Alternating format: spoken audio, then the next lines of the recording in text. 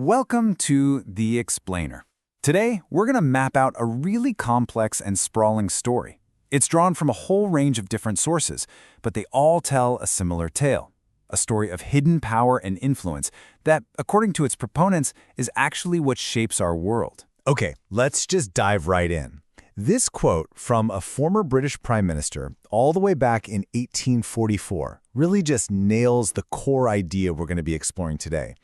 It's this concept that there are kind of two histories, right?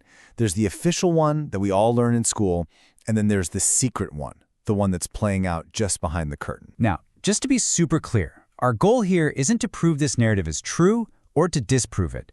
What we're doing is we're simply explaining it. We want to understand the story that's being told and see exactly how all the dots are connected to create this massive, intricate picture. So the first layer of this whole narrative is all about the engineering of history itself. The idea here is that these huge, pivotal moments in the world, wars, revolutions, you name it, they're not just random accidents. They're presented as carefully planned and executed operations. A classic example of this, according to author William Engdahl, is the series of color revolutions that happened in the early 2000s.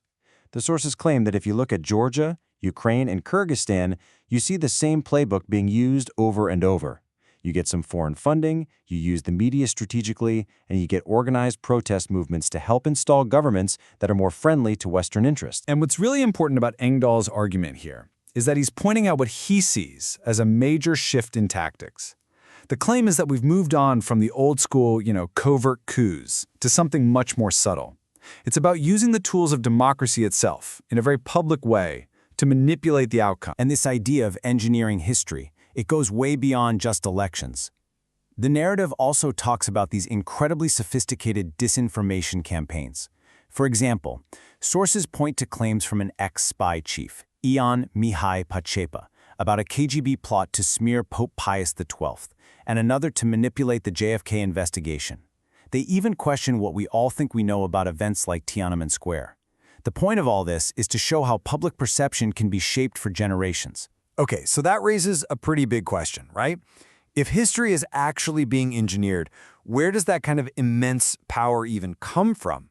Well, according to the sources we're looking at, the trail always leads back to one place: the control of money. Writers like Murray Rothbard and Eustace Mullins say the secret is all in how central banking works.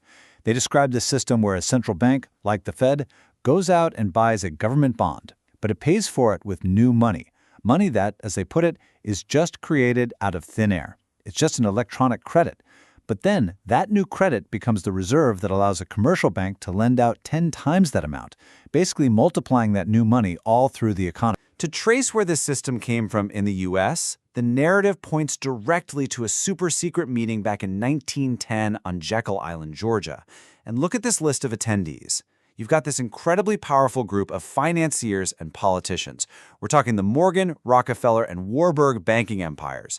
And they allegedly met in total secrecy to draft the core ideas of what would eventually become the Federal Reserve Act. And man, this quote from a former chairman of the House Banking Committee just cuts right to the chase. It perfectly sums up the critique that you find in these sources, that the Federal Reserve isn't really a government agency. It's a privately controlled banking cartel that's been given a government monopoly over the entire nation's credit, and that it operates for the benefit of its owners above anyone else. All right, let's build on that. If the financiers have the power, where do they all get together to coordinate their plans on a global scale? Well, the narrative points to this tight-knit network of private, invitation-only organizations that are unbelievably influential. So you have these groups, right? Some go way back to the early 20th century, like the Milner Group that historian Carol Quigley wrote about. Then you have the more modern ones, like the Bilderberg Group and the Trilateral Commission. They're all presented as these sort of informal boardrooms for a globalized world. And because their meetings are totally private, but their influence on members who hold powerful government jobs is huge, they're seen as operating completely outside of any kind of public or democratic control. And then you get a quote like this one, which is just, wow. For people who subscribe to this worldview, this is like the smoking gun. It's from David Rockefeller's own autobiography, and they say, look, it's not a conspiracy theory if the guy at the very center of it admits to being part of a secret cabal and then says he's proud of it. They see this as a flat-out admission of the whole structure we've been talking about. And this brings us to the final layer, and maybe the deepest and most profound one. This is the battle for the mind itself. This is where the story shifts away from politics and finance and dives right into culture, philosophy, and even psychology. Thinkers like Olavo de Carvalho use ideas from Antonio Gramsci to explain this. The argument is that the most powerful form of control isn't force, it's getting people to adopt your worldview without them even knowing it's happening. This cultural hegemony is about making a very specific set of values and beliefs feel like the only normal, common-sense way to see the world. If you can do that, you've achieved a revolution of the mind. So how do you pull that off? How do you achieve this revolution of the mind? Well, many of these sources point to a simple but really powerful formula. Problem, reaction, solution. You start with a problem, often a manufactured crisis to make the public scared. The public reacts and demands that something be done. And then the government offers a pre-planned solution that just so happens to advance the original hidden agenda. The crisis is used to sell the cure. And then there's this, which adds a whole other kind of chilling psychological layer. Andrew Lobachevsky's work on ponerology suggests that if you really want to understand large-scale evil, you have to stop thinking about it as a moral problem and start studying it like a clinical disease. The theory is that people with certain psychological disorders, like psychopathy, are naturally drawn to power, and when they get into positions of control and form networks, they create what he calls a pathocracy. Basically, a government run by the disorder. And this connects directly to what someone like Alexander Solzhenitsyn was warning about. In this really famous speech at Harvard back in '78, he argued that the West had become so obsessed with legalism and materialism that it had created this kind of spiritual vacuum.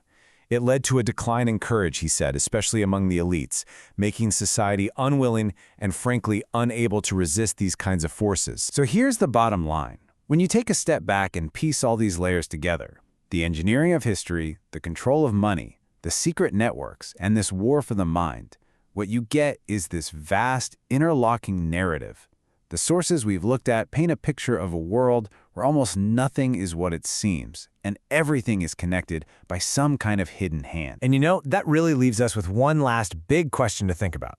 Instead of getting bogged down in trying to prove or disprove every single little detail, maybe the bigger question is about the story itself. In a world that so often feels chaotic and confusing and random, what is the deep human need that a story like this, a story that promises to explain everything, actually fulfills?